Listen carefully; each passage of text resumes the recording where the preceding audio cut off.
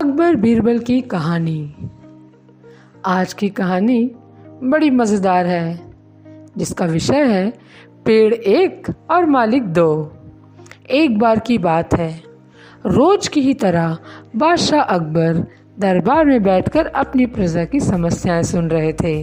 सभी लोग अपनी अपनी समस्याएं लेकर बादशाह के सामने हाजिर हो रहे थे और तभी राघव व केशव नाम के दो पड़ोसी अपनी समस्या लेकर दरबार में आए। इन दोनों की समस्या की जड़ था इन दोनों के घर के बीच मौजूद फलों से लबालब भरा आम का पेड़। मामला आम के पेड़ के मालिकाना हक को लेकर था। राघव कह रहा था कि पेड़ उसका है और केशव झूठ बोल रहा है। वही केशव का कहना था कि पेड़ का असली मालिक है और राघव झूठा है। पेड़ एक और मालिक दो का मामला बहुत उलझा हुआ था और दोनों में से कोई भी हार मानने को तैयार नहीं थे। दोनों पक्षों की बातें सुनकर और सोच विचार करने के बाद बादशाह अकबर ने यह मामला अपने नवरत्नों में से एक बीरबल को सौंप दिया। मामले को सुलझाने और सच्चाई का पता लगाने के लिए बीरबल ने एक नाटक रचा। उस शाम बीरबल ने दो सिपाहियों से कहा कि वे राघव के घर जाएं और कहें कि उसके आम के पेड़ आम चोरी हो गए हैं। उन्होंने दो सिपाहियों को केशव के घर जाकर भी यही संदेश देने को कहा।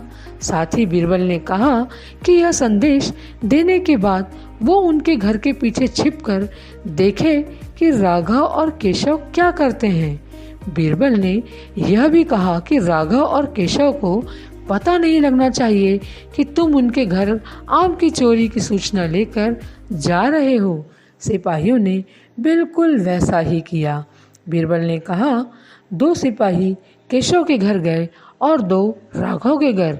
जब वो वहाँ पहुँचे तो उन्हें पता चला कि राघव और केशव दोनों ही घर पर नहीं थे।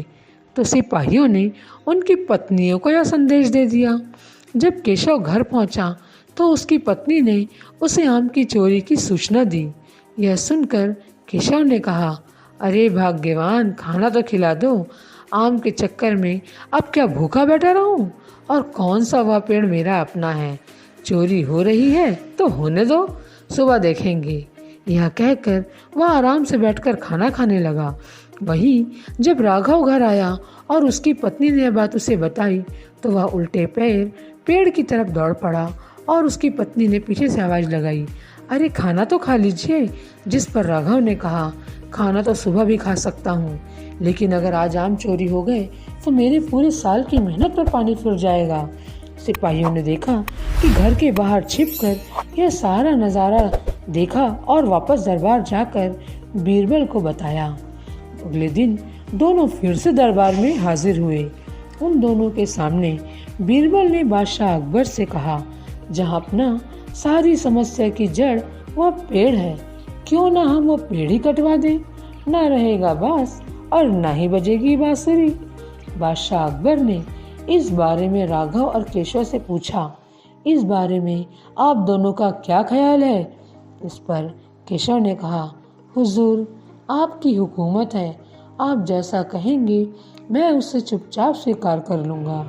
वहीं राघव ने कहा, मालिक, मैंने सारा वर्ष उस पेड़ की सेवा की है, उसे सींचा है।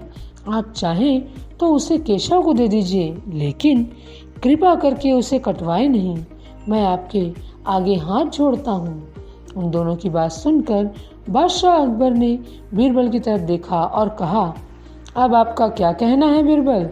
उसके बाद बीरबल ने बादशाह को बीती रात का किस्सा सुनाया और मुस्कुराते हुए कहा, हुजूर, पेड़ एक और मालिक दो, ऐसा कैसे हो सकता है? कल रात हुई घटना और आज हुई इस बात के बाद यह साबित हो चुका है कि राघव ही पेड़ का असली मालिक है और केशव झूठ बोल रहा है। यह सुनकर बादशाह ने बीरबल को शाबाशी दी। उन्होंने अपने हक के खातिर लड़ने के लिए राघव को बधाई दी और चोरी करने व झूठ बोलने के लिए केशव को जेल में बंद करने का आदेश दिया। दोस्तों, इस कहानी से हमें यह शिक्षा मिलती है कि एक पेड़ और दो मालिक कहानी से ये मालूम पड़ता है कि परिश्रम किए बिना छल से किसी और की चीज़ चुराने का अंजाम बुरा ही होता है। इस तरह की ज्ञानवर्धक और उत्साहवर्धन वाली और कहानियाँ सुनने के लिए हमारे इस चैनल को सब्सक्राइब ज़रूर करें, साथ ही बेल आइकॉन ज़रूर दबाएं।